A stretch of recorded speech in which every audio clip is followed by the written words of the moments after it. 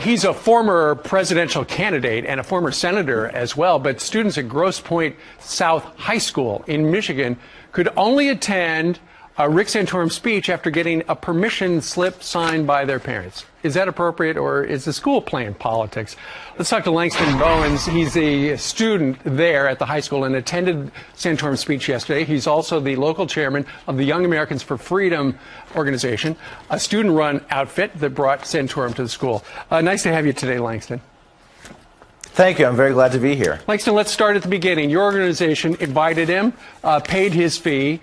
The high school principal said, okay, fine by me. And then the superintendent got involved and said what? Superintendent got involved and didn't know who Santorum was and found out about his stance on gay marriage and said, I find his stance on gay marriage to be offensive. I have a gay stepbrother. I think Santorum's going to harm the students, and I don't want him speaking in my school district. It was a completely personal decision. Okay, and then you looked at that decision and said what? I said, this is obvious that it's biased by a liberal administrator, and I'm not going to sit around and let them completely destroy an event that myself and my chapter put a lot of time and money into. Okay, and so what you did was you got some media attention and made it very clear that after they had okayed it, they took it away. And what was your reaction?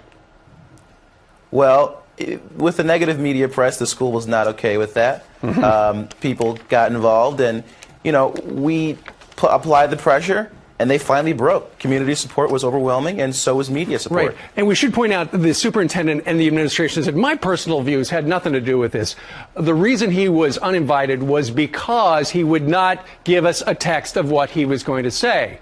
That's what they're saying now. Is that true? No, that's completely untrue.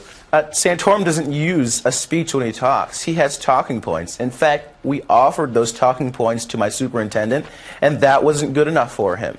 He wanted Santorum's speech so he could censor what he was going to say, and that wasn't okay in our opinion. So the whole theory that they blocked him because we wouldn't give a speech is completely false, and they're just trying to cover up what was really here, and that's liberal bias. Well, eventually Mr. Santorum did sit down, and I think he spoke on the phone to the administration for a half an hour. They did invite him to come in, but if you were a student and you wanted to attend, you had to have your parents sign a permission slip? Yes, absolutely. Apparently students aren't able to make this own decision to see a presidential candidate. They have to have their parents' permission to do so. Exit question. Was this a case of liberal bias against a Republican, a conservative Republican? I absolutely think that this was a case of liberal bias against a Republican. I absolutely believe that if Santorum were Nancy Pelosi or Joe Biden, they'd have no issue, but because it's a Republican, they have a problem. Interesting stuff. All right, Langston Bowens, who brought Rick Santorum to his high school. Sir, thank you very much for joining us live. Thank you for having me on air. What do you think about that? Email us, friends@foxnews.com.